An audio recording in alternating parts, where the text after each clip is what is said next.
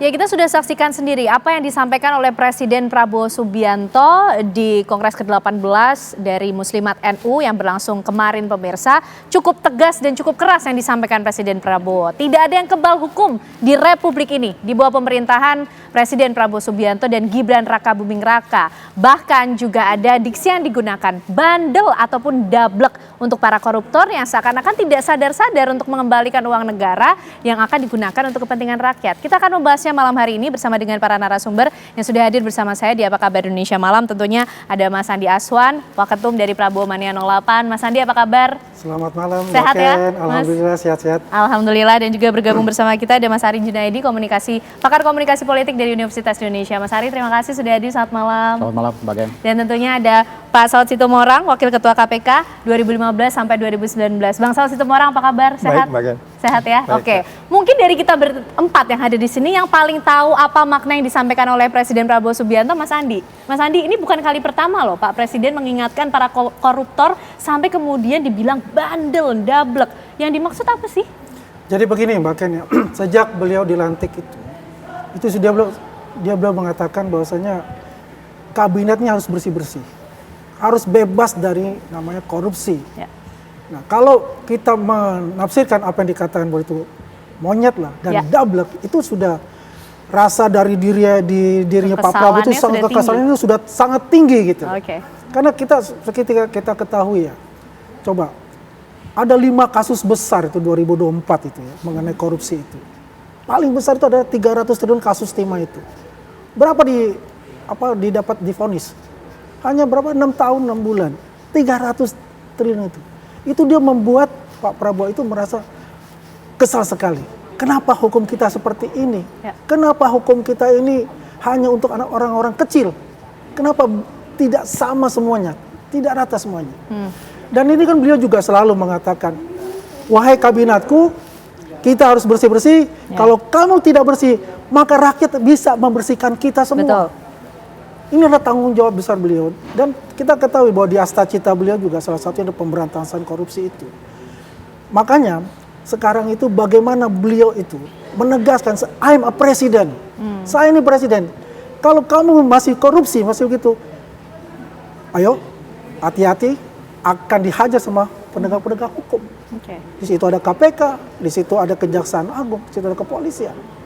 Jadi biar bagaimanapun kita ketahuilah, beliau ini adalah seorang yang sangat mencintai rakyatnya, sangat mencintai rakyatnya, dan tidak mau lihat lagi yang namanya korupsi yang menghisap darah rakyat seperti itu. Baik, Mas Andi. Bang Saud, ini Presiden kalau menurut Mas Andi tadi kekesalannya sudah sangat tinggi terhadap para koruptor. Sampai-sampai Pak Presiden juga sudah memerintahkan salah satunya KPK untuk ikut menindak para koruptor ini yang tidak segera sadar mengembalikan uang rakyat. Nah, kalau Bang Saud melihatnya seperti apa? Ya, paling pertama kan beliau yang paling dapat banyak informasi dong. Ya, kita paling informasi kita yang sumber terbuka kan. Seorang presiden dengan segala macam sumber informasi, banyak yang detail-detail yang kita nggak tahu sama sekali, yang ternyata kalau bahasanya orang Medan nih, jahanam kali rupanya di bawah ini gitu ya kan. Itu kan bisa aja presiden mendapat itu, jadi kekesalan itu cukup tinggi. Dan ini menunjukkan itu satu. Kedua, ini kan menunjukkan sustainability-nya beliau. Dari hari pertama diumumkan di KPU, saya beberapa kali bilang, dia bukan hanya pakai kata mengurangi, menghapus kata yang refleks dari dirinya, menghapus korupsi, kata-katanya begitu. Dan itu sustain sampai hari ini, terus konsisten menyampaikan itu. Nah, orang kan memang banyak khawatir tentang statement menginspirasi itu, yang dalam bahasa presidensi seseorang dia harus menginspirasi orang untuk kemudian berhenti, itu pasti kita pahami.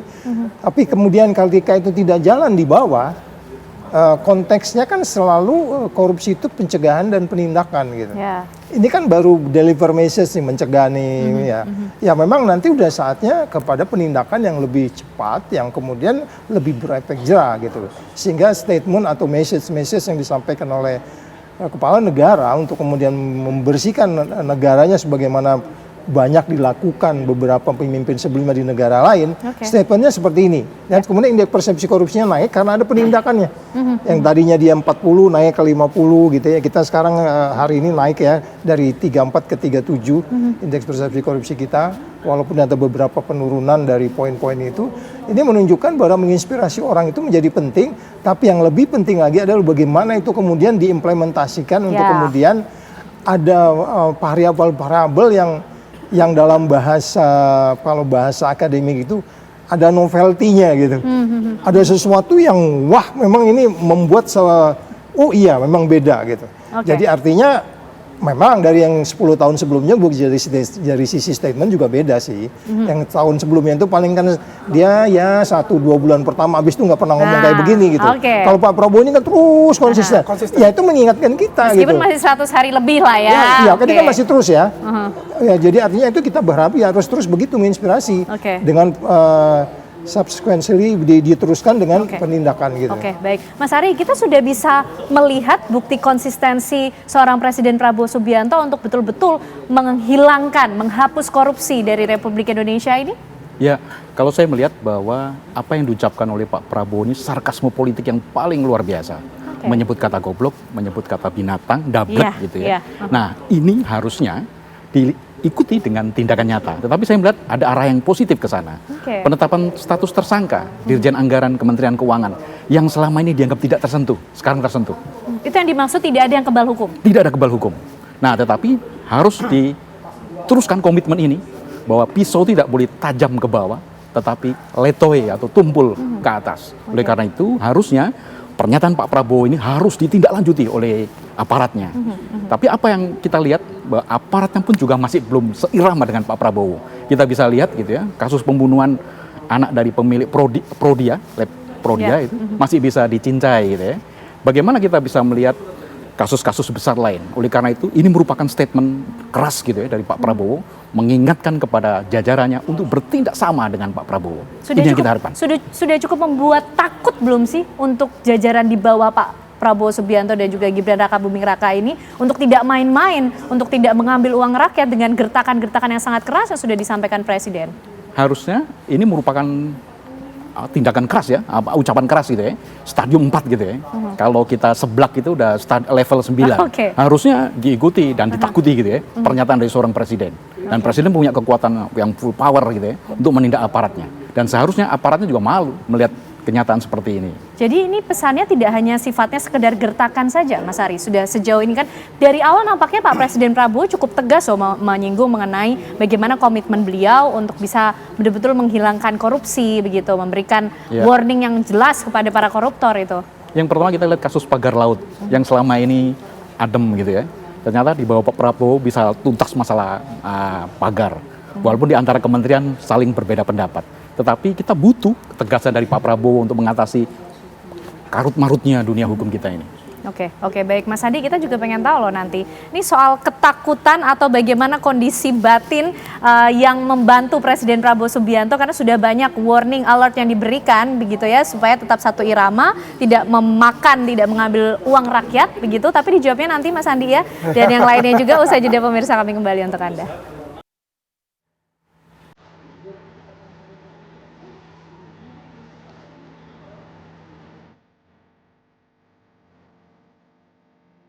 Inilah yang disampaikan oleh Presiden Republik Indonesia Prabowo Subianto. Saya katakan sudah 100 hari, mbok sadar, mbok bersihkan diri. Ya kan, hal koruptor-koruptor yang kau curi, mbok kembaliin untuk rakyat. Kalau malu-malu nanti kita cari cara yang nggak malu.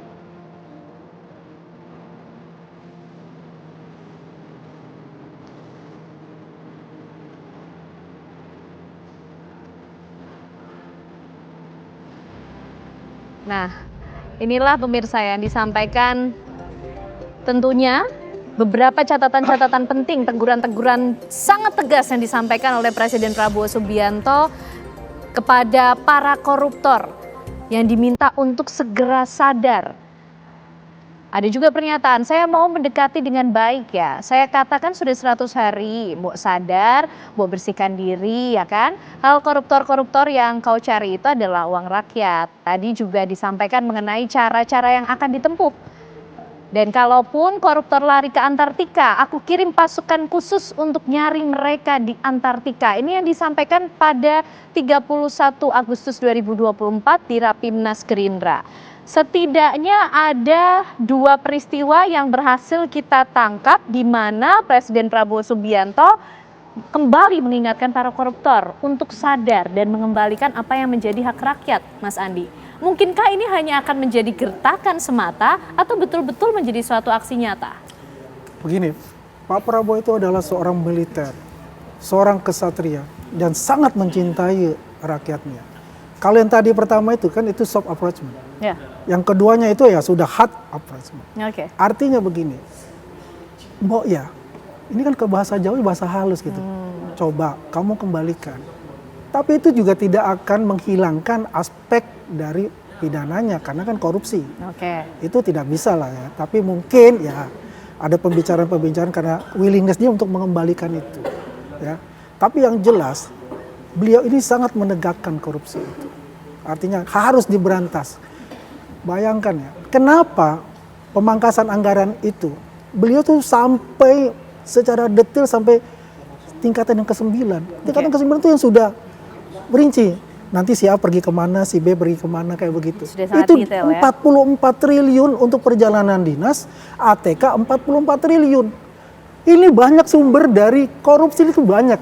Kalau dalam internal ya birokrasi ini, kementerian dan sebagainya. Maka kan selalu diwanti-wanti beliau, ya kan? Kalau kalian tidak bisa membersihkan diri ya nanti rakyat akan membersihkan dan saya lah sebagai presiden akan membersihkan Anda. Kan begitu. Nah, sadarlah untuk itu ya bahwasanya ini presiden kita ini merupakan presiden yang selalu dan mementingkan rakyat, apa yang dia katakan, apa yang dia ucapkan adalah janjinya. Jadi peringatan ini sudah hard level. Next-nya akan apa? Akan ada peringatan di atas hard level lagi atau sudah aksi? Kalau saya katakan ini sudah hard level, tinggal tindakan actionnya. Oke. Ya. Jadi ini kalau ibarat SP udah terakhir banget nih, Mas. Ya, ini sudah mau masuk udah SP3, udah masuk SP3. Kalau SP3-nya ini ya sudah sikat aja. Oke. Jadi akan menjadi aksi nyata ya. Kita bisa gini, tidak boleh ada namanya ya hanky-panky dengan koruptor. Oke. Siapapun itu. Secara tegas Pak Prabowo sudah mengatakan itu, maka semua jajarannya baik kementerian, birokrasi dan sebagainya ya harus ikuti aturan beliau. Oke, baik. Mas Hari, sudah 100 hari. Lebih. Itu lebih ya. Itu yang disampaikan Pak Prabowo. Artinya itu tadi, ini sudah peringatan terakhir ya. Ini nanti berikutnya akan saya tindak betul ya. Itukah yang disampaikan Pak Prabowo? Ya, ini hanya sebatas narasi kata-kata ya. Tapi kita sebagai publik gitu ya, sebagai bagian dari publik masih belum melihat tindakan yang lebih keras lagi. Bolehlah itu dikatakanlah SP3 gitu. Tapi kapan dikeluarkan oknum-oknum yang dikatakan bermain hanky-panky misalkan. Oleh karena itu, sekali lagi, pidato adalah pidato. Apakah retorikanya semacam retorika, tapi rakyat menunggu. Kasihan nih rakyat kita, apalagi pegawai-pegawai yang sekarang ini dirumahkan gitu ya. Butuh ketegasan seorang pemimpin. Jangan hanya sikat di bawahnya, tapi juga di atasnya yang harus disikat. Maksud saya, saat ini kita mengalami masa kesulitan. Kawan-kawan saya dirumahkan di RRI, di TVRI gitu ya. Belum lagi usaha-usaha yang lain, IO, penyelenggara, hotel. Nah, memang saya setuju soal langkah penghematan. Tetapi juga harus dilihat juga gitu ya. Yang terkena itu adalah sektor bawahnya. Tetapi saya melihat sektor atasnya.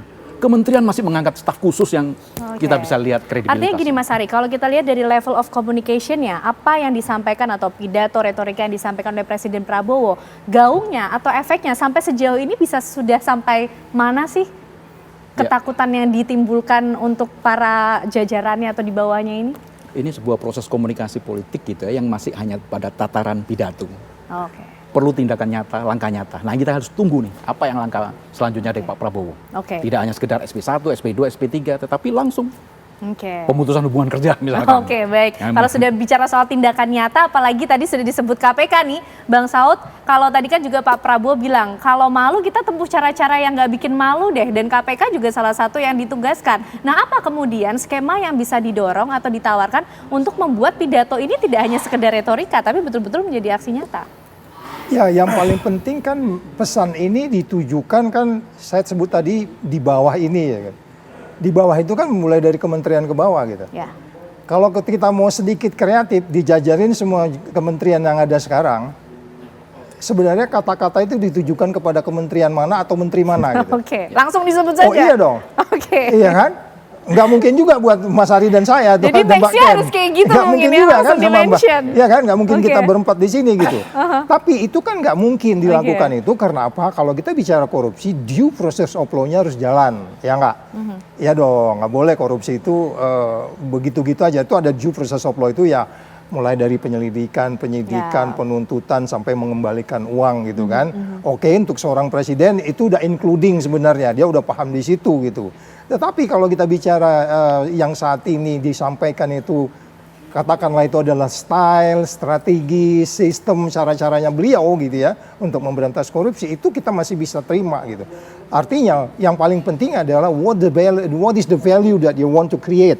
Nilai apa yang mau diciptakan? Yang nilai yang mau diciptakan oleh presiden adalah tentu kepastian hukum, ya kan, keadilan, dan kemudian kemanfaatannya. Iya dong, kita khawatir juga nanti statement ini tidak adil, tidak bermanfaat. Jadi ada orang-orang tertentu yang diambil, ya tidak bermanfaat secara keseluruhan dan kepastian hukum. Nah, oleh sebab itu 3 prinsip itu jangan lupa dipegang, dan itu tugas siapa? Deliver the message dari presiden ini di bawah ini harus dijabarkan. Dalam bahasa intelijen itu disebutnya itu elemen essential information. Presiden tuh batuk aja di bawah harus jabarin gitu loh. Nggak mesti dibuat detail-detailnya, gimana sih kan gitu ya kan. Dia batuk aja kita udah tahu nih Bapak nih. Udah sampai kayak begini nggak bisa lu jabarin lagi kan. Lo gimana lo jadi orang? Kelewatan namanya berarti ya Bang Saud kamu ya. itu. Oke. Iya. Nah, tapi apa yang kemudian bisa dilakukan juga oleh KPK mengimplementasi apa yang menjadi perintah presiden? Ini kan jadi seperti apa ya? Diharapkan KPK betul-betul juga bisa melakukan peran dan fungsinya untuk membantu presiden menghapus atau membersihkan Indonesia dari korupsi ini, Bang Saud. Iya, kalau kita kembali kepada 3 institusi baik kepolisian dan kejaksaan dan spesialis KPK, utamanya KPK gitu kan, memang harus kita harapkan. Kalau saya sih kalau mau keren, Pak Presiden bikin perpu kembaliin undang-undang KPK. Baru dia bisa full speed tuh ngejar terus gitu ya, kayak gua dulu deh gitu kan. Pasti setuju ya Mas ya? Kalau memang itu kan bikin perpu aja, kalau dibahas-bahas lagi kemana tuh gedung kura-kura itu repot lagi nanti kita kan. Jadi itu mungkin salah satu yang perlu kita sarankan kepada Pak Presiden. Habis dari dia bicara menginspirasi strategi, style yang berbeda dengan presiden yang pernah ada ya. Coba deh hitung presiden yang pernah nggak di hari-hari hidupnya itu menyampaikan message anti korupsi seperti ini. Nah, gitu. Coba nanti kita cek ke Mas Andi juga ya, karena Mas Andi yang tahu juga. Jadi maksud saya gini, jadi itu artinya ini kita harus ikuti dengan langkah berikutnya. Tetapi kalau kembali ke KPK tadi, yang paling keren adalah presiden bikin perpu, gua kembaliin lo, gua nggak bawa-bawain lu lagi, pokoknya lu independen aja. Tapi dia bisa juga melakukan sesuai undang-undang terbaru, bisa juga umpamanya melakukan dialog karena dia bagian dari pemerintah. Tapi kalau mereka mungkin independen, karena pemberantasan korupsi ini kan as a method of building confidence measure gitu, membangun kepercayaan tuh kayak seperti apa gitu.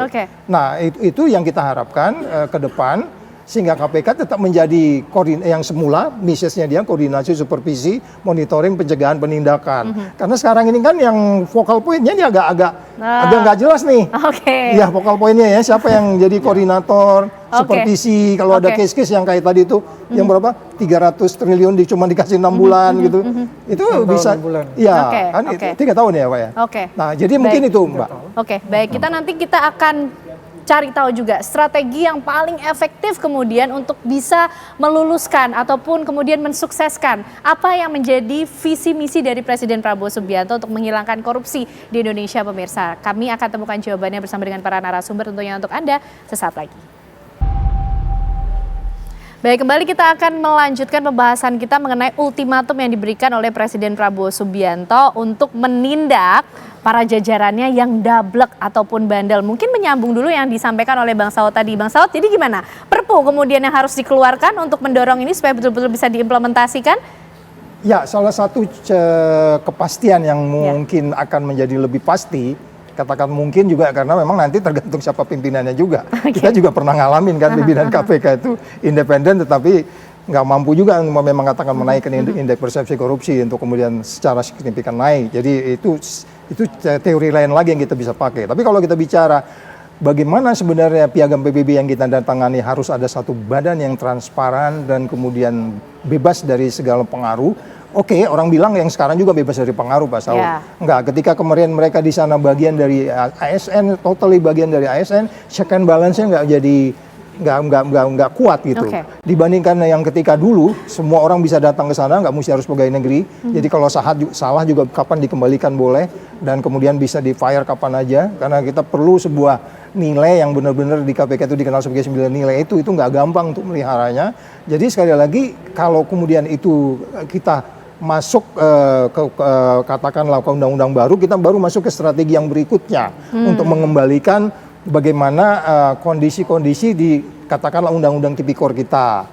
Ya kan saya tadi udah jelaskan, ada beberapa orang yang udah mulai ngaco nih cara berpikirnya logikal palasi benar nih tentang bagaimana undang-undang tindak pidana korupsi. Terus kemudian sulitnya kemudian kita mau perampasan aset. Karena ada sejumlah instrumen-instrumen piagam PBB yang udah kita tanda tangani, sebenarnya ketika direview kita tuh nggak berubah gitu loh. Termasuk perampasan aset, terus kemudian yang disebutnya sebagai bagaimana kewajiban-kewajiban internasional kita, artinya perjanjian kerjasama internasional dan seterusnya. Itu kan sesuatu yang masih belum kita selesaikan di dalam instrumen PBB itu. Dan itu menjadi terlupakan ketika kemudian KPK sepertinya tidak punya kewajiban untuk menjaga bagaimana kewajiban internasional kita di dalam kaitan piagam PBB yang sudah kita tanda tangani itu. Ini kita masih sibuk di domestik terus gitu. Nah, sehingga saya berpikir Pak Prabowo yang sudah memahami pemahaman anti korupsinya di dalam negeri tinggal diperluas lagi untuk kemudian kita bisa menjadi tidak hanya di Indonesia menjadi contoh, karena dari dulu juga Indonesia itu sebenarnya jadi contoh dalam pemberantasan korupsi. Itu kita kembalikan lagi gitu. Karena kemudian semangatnya sudah ditambah nih oleh Presiden Prabowo Subianto untuk KPK bisa bertindak dengan tegas pula memberantas korupsi di Indonesia. Mas Ari, pesan yang kemudian harus disampaikan oleh Presiden Prabowo ke depan ini seperti apa? Baik kepada masyarakat ataukah juga kepada jajarannya, ini akan berbeda komunikasinya, pesan yang akan disampaikan? Pertama, pernyataan Pak Prabowo ini ada harapan baru gitu ya. Bahwa baru kali ini Presiden menyatakan ucapan yang keras. Kalau Bung Karno dulu mengatakan beri saya 10 pemuda, saya akan goncang dunia. Ketika kita punya Presiden Soeharto, daripada pemberantasan daripada Soeharto gitu ya, itu sulit kita mengharapkan pemberantasan korupsi. Ketika Gus Dur menjadi Presiden, ada harapan juga korupsi. Saya sikat gitu aja kok susah gitu ya. Ketika Bu Mega menjadi Presiden, saya bentuk KPK untuk melindungi wong cilik misalkan. Ketika Habibie menjadi presiden misalkan, kita akan bisa melihat dengan teknologi saya ciptakan pesawat untuk mengejar koruptor gitu ya. Tetapi ketika kita punya presiden yang bernama Jokowi, lah kok tanya saya, mana saya tahu gitu ya. Tetapi kita punya Presiden Prabowo, ada sikap tegas dari Prabowo. Tetapi jangan hanya berhenti sini aja, ubur-ubur ikan lele. Jangan hanya berhenti sekitar sini. Harus terus dengan bukti nyata. Jadi setiap presiden punya gayanya masing-masing ya dalam menyampaikan pesan terhadap pemberantasan korupsi. Nah, yang perlu disampaikan juga kepada bawahannya seperti apa lagi, Mas Ari? Perlu dengan kata-kata yang lebih tegas lagi kah? Ini kan pasti akan berbeda ya ketika disampaikan di depan rakyat, kemudian juga langsung disampaikan kepada jajaran di bawahnya. Treatmentnya kurang lengkap, tidak hanya perlu pernyataan keras ya, tetapi tindakan nyata. Ini yang ditunggu oleh masyarakat. Bolehlah kementerian melakukan efisiensi yang luar biasa, tetapi kita juga lihat mana langkah Pak Prabowo untuk membersihkan tikus-tikus yang ada di kementerian.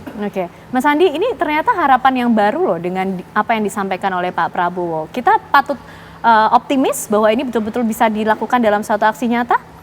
1000% optimis, 1000% saya bilang. Kenapa? Kan saya kembalikan lagi, Pak Prabowo ini adalah seorang militer yang kata-katanya itu adalah janjinya kepada masyarakat. Janjinya itu harus dia penuhi kepada masyarakat karena dia adalah bagian dari masyarakat. Ya kan? Kalau kita lihat setiap presiden itu mempunyai sejarahnya masing-masing. Tadi katakan Mas Ari itu, Jokowi ya, apa tadi dibilang itu? Lah kok tanya saya? Loh kok tanya saya? Itu kan versi itu disampaikan Pak Jokowi loh, bukan Mas Ari loh ya Mas Andi. Nah itu kalau itu menanyakan yang mana? Kalau masalah kita bicara KPK pada zamannya dia juga keras pasti. Dia tegas, tapi kan gaya Solo dipakai. Gaya Solo. Ya kan? Kalau Pak Prabowo ini kan gaya militer, kita langsung straight to the point. Lo mau ikut gua, lo mau mengembalikan uang rakyat, kalau nggak gua sikat. Ibaratnya kan begitu. Tapi kita lihatlah, ini sudah mulai loh, kelihatan loh apa yang dilakukan oleh Pak Prabowo itu. Tinggal bagaimana Pak Prabowo yang mengorkestrasi semua kabinet, semua birokrasi itu mengikuti alunan nada-nada yang diberikan sebagai konduktor negara ini, Pak Presiden ini. Okay. Ya, pokoknya jangan takut kalau tidak salah. Tapi kalau bersalah tadi beliau kembalikan, udah kembalikanlah. Uang yang kamu curi dari masyarakat itu. Ya kan? Baik. Gitu. Jadi kita rakyat ini terus menghitung hari ya, menantikan supaya ini tidak berhenti di pidato dan retorika, tapi betul-betul ada implementasi dan aksi nyata dari pemberantasan korupsi, apapun style yang dilakukan, atau apapun ya gaya yang coba disampaikan oleh Pak Prabowo Subianto. Tapi jelas pesannya untuk menghilangkan korupsi di negeri ini. Terima kasih Mas Andi, Mas Ari, Bang Saud malam hari ini sudah berbincang bersama kami di Apa Kabar Indonesia Malam.